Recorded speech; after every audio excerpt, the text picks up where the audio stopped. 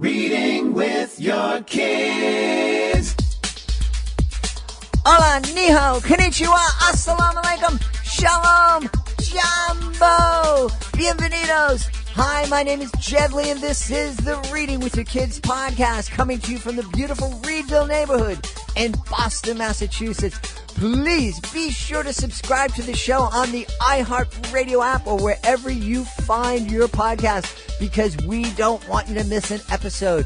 We have a fantastic show for you today. Our guest is the author of Eye to Eye. She is also the founder of the Claire's Day Book Festivals in Ohio. Her name is Julie Rubini.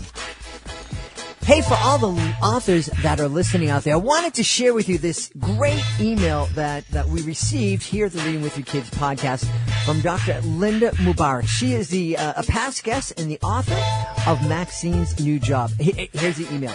Dear Fatima and Jed, good news! Maxine's New Job has been nominated to receive the prestigious Henri Award at the 2018 Christian Literacy Awards for Outstanding Literacy Work in the Children's Book Division.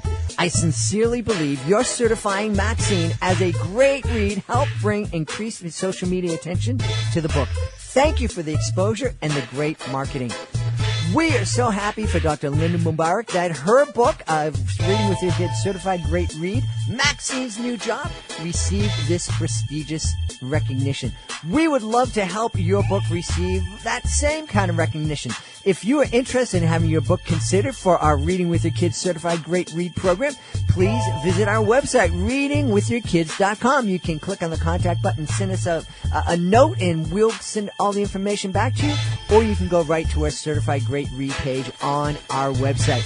It's fun, it's easy, and it is really an effective way to let the world know that your book stands out above all the rest. The Reading with Your Kids Certified Great Read program. Joining us on the line right now from Toledo in Ohio. We're really excited. We're talking about her brand new book called Eye to Eye. Please welcome to the show, Julie Rubini. Julie, how are you? I am excellent. How are you today, Jen? Pretty wonderful. Although I have to tell you, it's here in Boston. The day that we're recording this, it's like spring is like knocking on the door, wants to get in, but the weather just is like, no, sorry, we're not ready for you yet. We need to drop a bunch of rain and some more freezing nights on the area, and before the sunshine really breaks through. Well, Toledo, we have a sunny day today, but it's not looking so good for tomorrow, which is a big day in Toledo because it is Mud Hens opening day. It is our AAA baseball team opening day, and we'll be bundled up, but we'll be there celebrating our infamous Toledo Mud Hens. Well, there you go. There you go. I love minor league sports. I love the Red Sox, and grew up going to the games. I lived a mile away from Fenway Park and actually worked for the team, not on the field, but I worked for the team for one season, and that was an awful lot of fun. But some things happen to major league sports along the way when it's, it turned into this business, and now to go to a game, it can cost a family $300, $400, $500 to go to a baseball game, and that makes me kind of sad because it should be easier for families to go, and particularly with baseball, to enjoy our favorite pastime, America's favorite pastime. So. Yeah, well, that's one of the beauties of minor league, not only minor league baseball, but minor league hockey. I'm going to a minor league hockey game this Friday with my niece. It's much more affordable. And it's really fun, and it reminds me a lot of what major league sports were like when I was growing up. Just a great day, really accessible for kids and families. You got it, and it's so fun to watch, and we have a wonderful stadium, and this is a great tie-in with the subject of my newest book, Christine Brennan, who is the USA Today sports columnist and author and commentator, woman extraordinaire who hails originally from Toledo. And when she was a little girl growing up, she was at those Mud Hens games at the old stadium in Toledo, She had her score sheets. Her dad encouraged her love for baseball and all sports. And, from that passion for baseball grew into passion for sports overall, and particularly Toledo sports during that time when she was young. They would also go to the University of Toledo Rockets football team and watch their games. And at the time, they were undefeated. The Rockets were completely undefeated, and there's an incredible story of the quarterback during that time who she said he is actually the results. Chuck Ely, who was at the helm, who was a young man from Youngstown, Ohio, who was at the helm of the Rockets, led them undefeated, and he was not recruited to play in the NFL. Chuck Ely is a black man, and at the time, back in the days, the NFL was not prepared to have a quarterback at the helm. He insisted he wanted to play quarterback. He did not do as several other African American players did, where they went on to play for a team in a different position and eventually made their way into quarterbacking. He was insistent with his agent that he wanted to be a quarterback. That was who he was, and he ultimately was recruited by the Canadian Football League and won his first season out, the Grey Cup, which is the equivalent of our Super Bowl. So Christine Brennan, had that passion for sports, following sports, reporting sports when she was a young girl. So back to the start of this conversation, it makes me very sad that on a major league level that it's becoming more and more difficult for families to enjoy, and who knows what inspirations we're discouraging through what major league sports has become. But rest assured, there's always those minor league teams and those college teams that you can get in and you can enjoy as a family still. Yeah.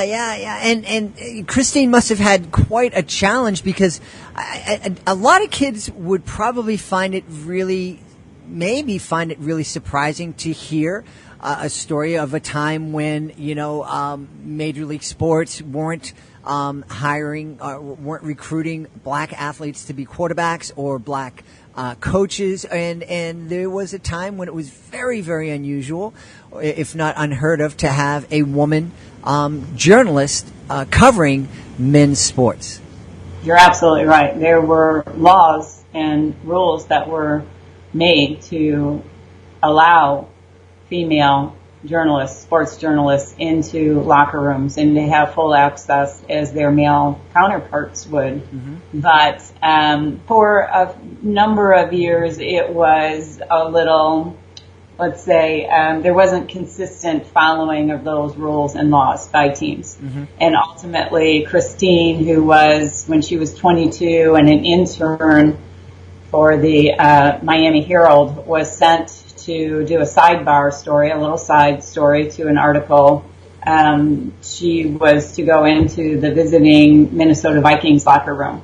And, the paper had kind of called ahead and tried to prepare the way, but all the while there's still this pushback from coaches, owners, coaches, players. And she went into that locker room as a 22-year-old, and I can't imagine how intimidated she must have felt with being surrounded by men who were not being very kind to her, who were yelling things at her like, hey, what are you doing in our locker room? We don't go in your locker room, and, you really, go back to the kitchen where you belong. I mean, obnoxious, very sexist comments. And Christine prevailed. She got her story. Since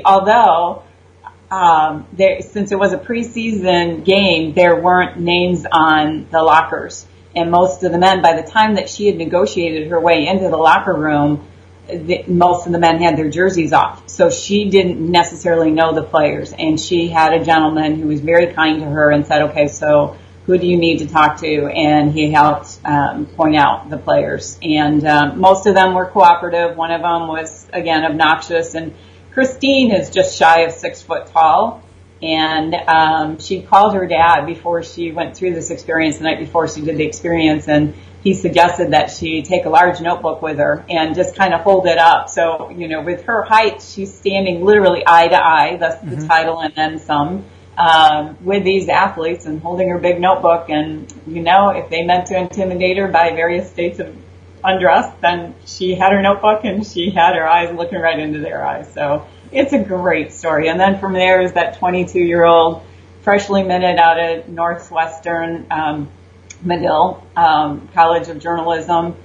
Went on to get her master's there as well, and then from the Miami Herald up to the Washington Post, and ultimately today to USA Today. She's covered every Olympics since 1984. She is an expert in figure skating. She's oftentimes commentating, covering figure skating, and of course, any time that those major league athletes are not behaving appropriately, then, or there's some injustice in the world of sports, Christine, you'll find her on CNN, ABC. She's covering it. Mm-hmm. Now, I want to talk a little bit about where you got the inspiration to write Eye to Eye, and but before that, one of the things that I love is that you mentioned that Christine obviously was a very brave person to be that trailblazer, but you acknowledge in our conversation right now, you acknowledge that there were a couple of people who helped her out. And I love books that inspire kids to be that trailblazer in whatever field it might be. But I also love the fact that your book kind of reminds kids that you don't have to be that trailblazer that the spotlight is on to make a difference and to help contribute to make the world a better place. That's absolutely right. Now I have to admit that some of your words kind of cut in and out during through the computer here, but basically you're touching upon Christine being an inspiration and just, fueling her passion being fueled by her father and support of her father and watching sports. And ultimately, Christine didn't set out to be an inspiration. Christine set out to be a sports journalist. Christine loved sports, loved reporting on sports. And unfortunately, because of the way that the world was, and to some degree still is, she had to knock down those barriers in order to, quite simply, do her job. Mm-hmm. And so she is inspiring to me as a person. What I have found so fascinating about her is that for all of her myriad of accomplishments, that when I asked her when I was wrapping up her biography for middle grade readers, I asked her what she was most proud of. And she said that she loves mentoring students. In fact, when I do school visits, I let students know that if they go to their website, ChristineBrennan.com, there is a tab for students, and she offers the advice that was given to her and things that she learned in order to forge her path as a sports journalist, commentator, and illustrator. And I mean, how many people do that, who give that hand up to someone who is attempting to follow in their footsteps? Mm-hmm. And that's huge to me. Christine, being a native Toledoan, she lives in Washington, D.C., her Midwestern roots shine through tremendously. In any conversation that you have with her, as you see her on TV, as you read her voice through her memoir, her voice is consistent. She's just really a down-to-earth, straightforward, incredible woman. And I'm very proud to have, nobody had written a biography of her. Again, she'd written her own memoir, but I thought that given what I feel is the inspiration that she offers to young and old alike, that it was time to share her story, even though there's so much more of her story to be written. That's beautiful. I love that. I love hearing stories of folks, reaching back and helping folks, helping young people make their dreams come true, and not forgetting about the fact that people helped her achieve her dreams. I also want to talk to you today about something very special that you're involved in. It's called Claire's Day. Tell us a little bit about this day. Well, again, as I offer in interviews and in school visits with children, that my path to becoming a published children's book author began in a very tragic way, but it has a beautiful ending. My husband and I have 3 children. Our oldest, Claire, died of a misdiagnosed heart condition when she was just 10 years old. She was away at camp. It was sudden. It was unexpected. It was horrible. Mm-hmm. We have 2 other children who were 8 and 6 at the time. And I realized very early on that they needed me as much as I needed them, and Brad and I needed each other to make our way through this tragedy and loss that is unimaginable. So almost, I would say, compelled. Brad and I felt compelled to not only honor Claire in a way that was true to our little reader and storyteller gone too soon, but we also realized that we needed to tend to our family's hearts. Mm-hmm. And so 6 months, amazingly, 6 months after Claire died, on a flight to my oldest niece's wedding in Jacksonville, in my seat pocket was a Time magazine. And I had a book with me. Of course, I always have a book with me, but I thought, I haven't read Time magazine in a while. I picked it up. I started leafing through the magazine, and there was an article about then First Lady Laura Bush and her involvement with the Texas Book Festival. And as I read about the book festival and realizing that then they focused on Texas-born authors, illustrators, or authors-illustrators who'd written about Texas, something happened within me. I refer to it as a divine moment, an epiphany. I don't know. I was seeing this huge light bulb above my head and realized that this is what we were going to do to honor Claire, because when we would read to the children every night, as a writer, I was a freelance writer at the time. My background's marketing and sales, but I was freelance writing it at home with the kids. Every night that we would read books to our children, I felt it was important that they knew who wrote the words and who drew the pictures. So I knew from that experience that we had a wealth of talent literally in our backyard. Mm-hmm. And so after finishing the article, I'm bawling. I have tears. I hand the magazine to my husband sitting across the aisle, and I said, this is what we are going to do. And I just felt incredibly excited, high over that weekend with family, and I think they could see it in me too, that 6 months of darkness, that here was something that seemed to provide light. And I reached out to individuals I used to work with, and we formed a committee. We formed 501c3 nonprofit, and Claire's Day was born. A year and a half after she died, we had our first Claire's Day, which is a celebration, an acronym for a celebration of life, authors, illustrators, and reading excellence. We host children's book authors and illustrators, and we celebrate young readers who struggle with their reading. We have the CARE Awards, which are given to students who are nominated by their schools as being the most improved readers in their schools. And that very first year, 2002, we gave 25 CARE Awards to children, staged a one-day event. We've grown over the course of 18 years. We're coming into year 18. We are now 3 festival sites. We feature dozens of children's book authors and illustrators throughout those 3 event dates. We have a fundraising event for adults before 2 of the events. And last year we gave over 1,200 children CARE Awards, which they received both a personalized certificate as well as a coupon to choose their very own book at Claire's Day and have it personally signed by our participating author and illustrator. Many of these 1,200 children do not have books at home. Many of these children, since they are facing reading challenges, many of them never receive academic accolades, and it is their moment to shine. And I can't tell you over the course of the last 18 years how many parents, grandparents, families, teachers have come to us and said, you don't understand what that award and that recognition did for that child. And it's just beautiful.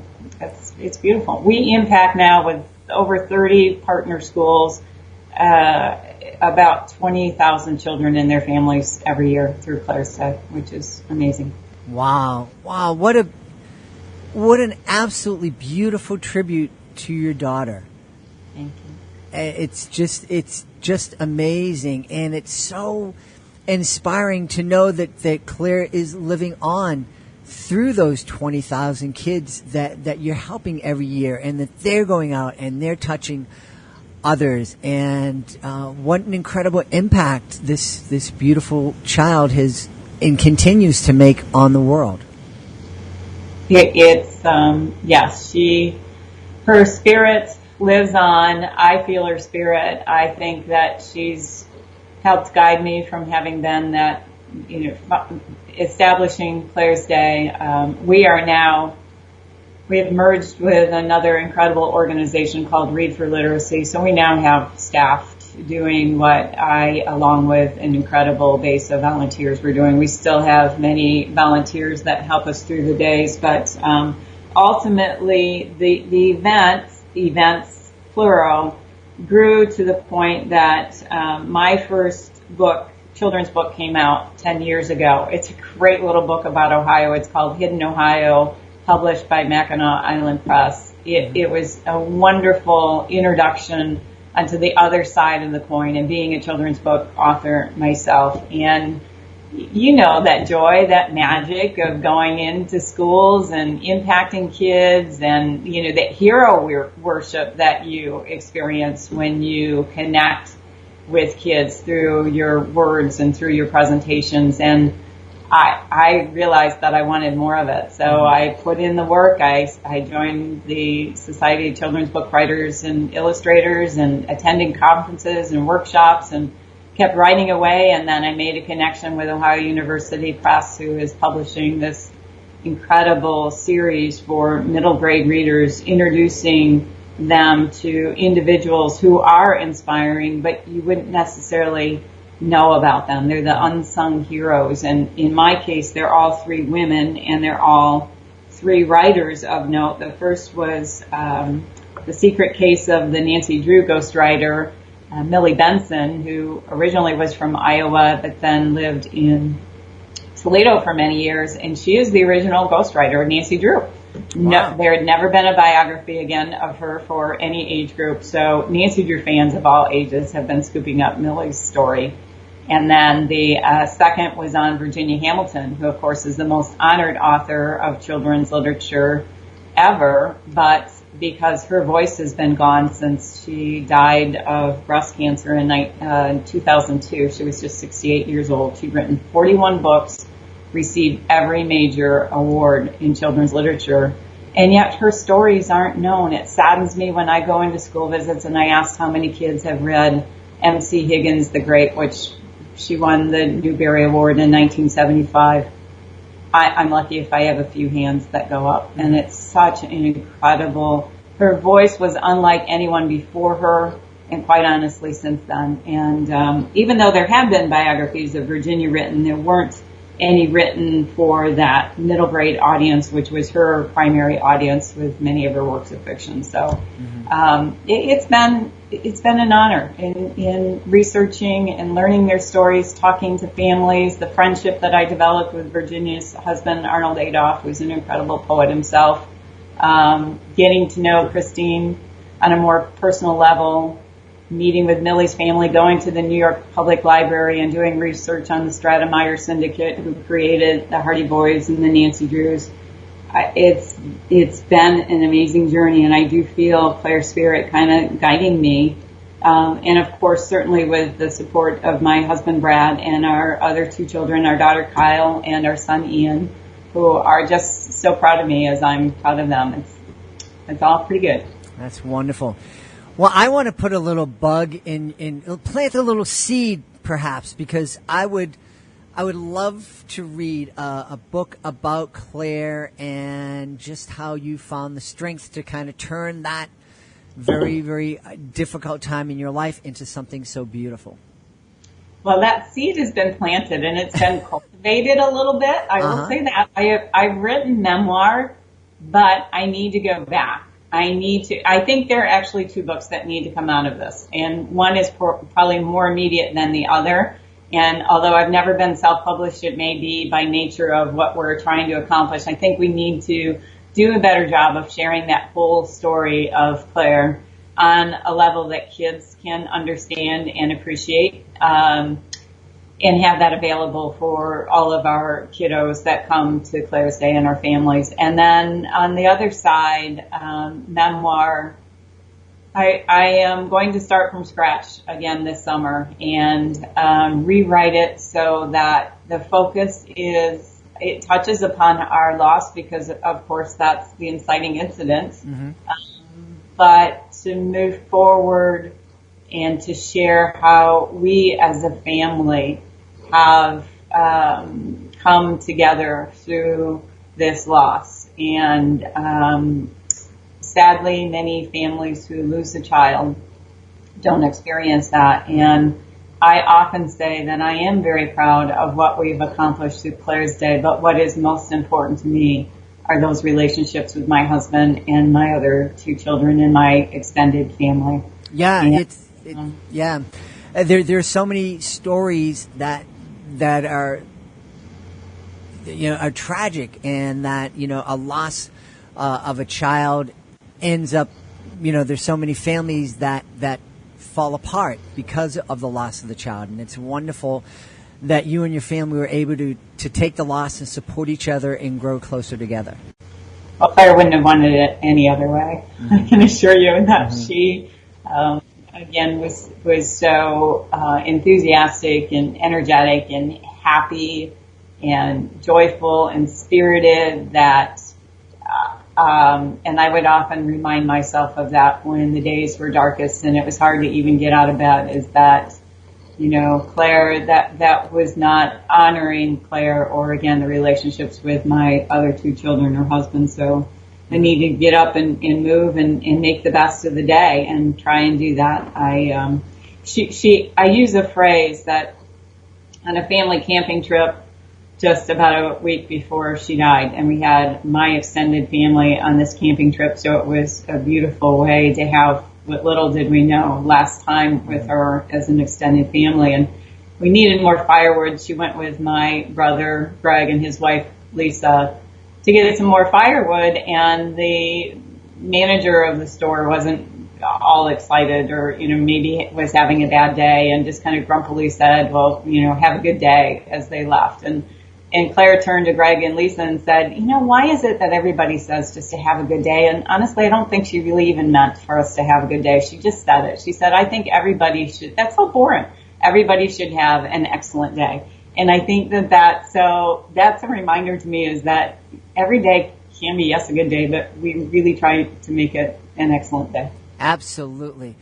Well, we want everybody out there to make it an excellent day, and one of the ways they would make their day a little bit more excellent is by visiting your websites and finding out a little bit more about Eye to Eye, and also finding out more about Claire's Day. And you have two great websites, so why don't you tell us first about your author website, and then tell us about the Claire's Day website. Thank you. Website for me is julierubini.com. JulieRubini, JulieRubini.com, or just Google me. You'll find all kinds of fun stuff about me. And then our Claire's Day website is Claire's Day, and that is CLAIRESDAY.org. And the same holds true. If you can remember Julie Rubini or Claire's Day, Google them, and you'll find our website. Awesome, awesome.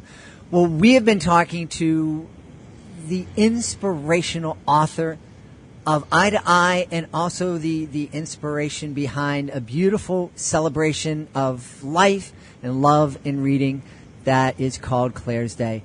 Julie Rubini, thank you so much for being part of our show. Thank you so much, Dad. I really appreciate it. Please be sure to join us for the next edition of the Reading with Your Kids podcast. Our guest will be Sabrina Fidel. She is the author of Leaving Kent State. It's a very, very powerful book and a very powerful episode of the podcast. Sabrina Fidel, next guest on the show. Hey, we want to thank Julie Rubini for being here today. Please be sure to check out Claire's Day and also check out her book, Eye to Eye. We also want to thank you. Thank you so much for taking the time to join us. And as always, thank you so much for taking the time to make the world a better place by reading with your kids. I'll be looking for the next edition of the Reading with Your Kids podcast.